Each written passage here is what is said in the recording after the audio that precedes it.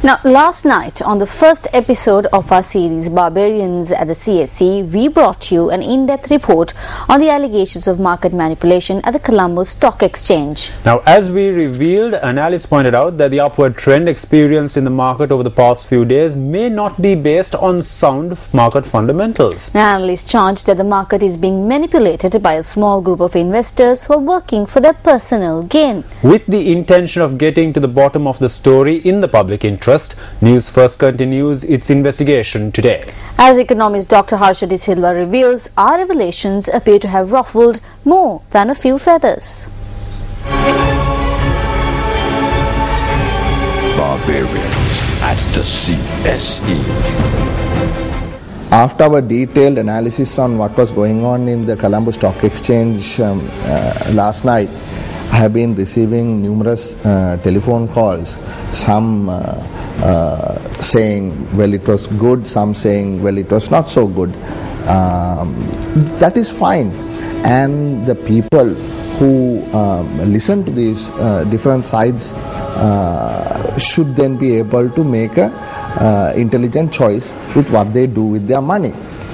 However, I must say very clearly here that nobody has the right to make threats or to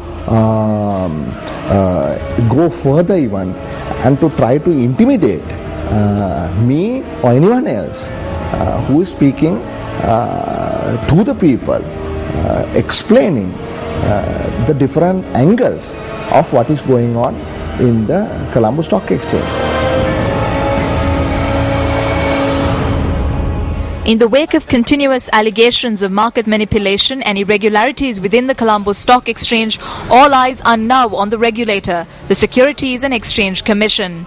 Last month, the SEC saw the resignation of Tilak Karunaratne, who was its second chairperson, to resign in less than 12 months, and the subsequent appointment of Dr. Nalaka Godeheva as the new chairman.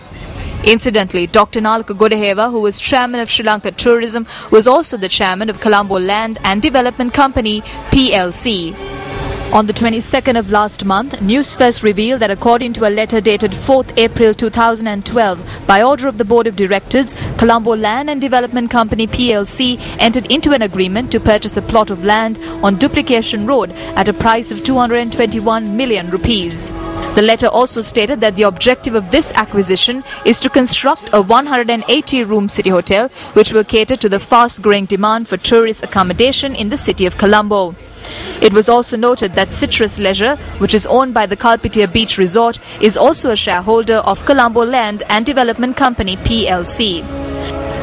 News First pointed out that according to the provisions of the Tourism Act, clause number 38 of 2005, a person shall be disqualified from being appointed or from continuing as a member of the authority if he is or becomes the owner, partner, director, majority shareholder, or an employee of or in any business which operates or provides tourist services of any class or description. A few days after the News First revelation, Dr. Nalaka Godeheva was appointed as the new chairman and assumed duties at the Securities and Exchange Commission. The issue of the Colombo Stock Exchange is a reflection of the present status of regulatory framework in the country. We know that the entire regulatory framework has been captured by a group. This group is manipulating almost all the regulatory framework. We cannot understand the share market unless we see that reality. We have seen two chairpersons resigning from the Colombo Stock Exchange, and what we see, continue to see, even with the appointment of this present chairperson, is a continuation of conflict of interest, insider dealings, and share manipulations. And this cannot be done. This particular manipulations cannot be done unless there is impunity for this group.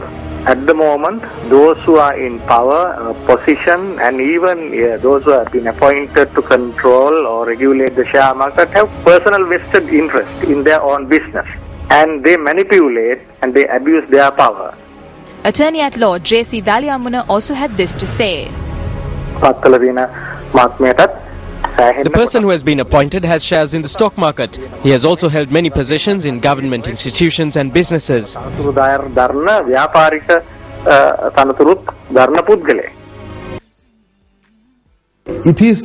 Stock market is one which is driven by perceptions. Company law requires a director to be a fit and proper person. If fit and proper persons are not in governance, nobody will enter a company, nobody will enter a market that is controlled by people who are perceived to be not fit and proper. Whether they are fit and proper, the law will have to decide at the end.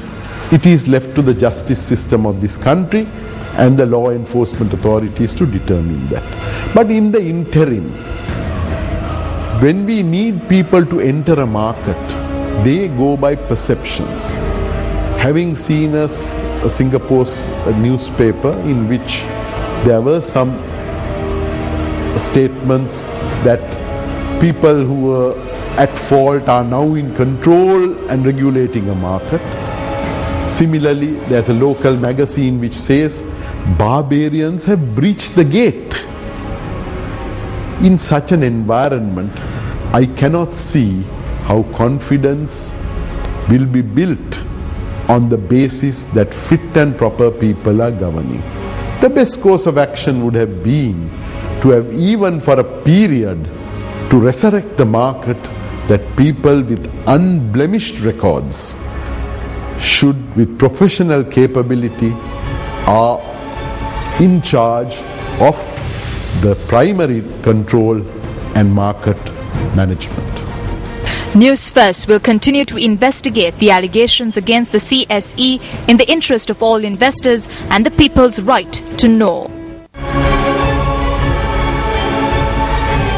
Barbarians at the CSE.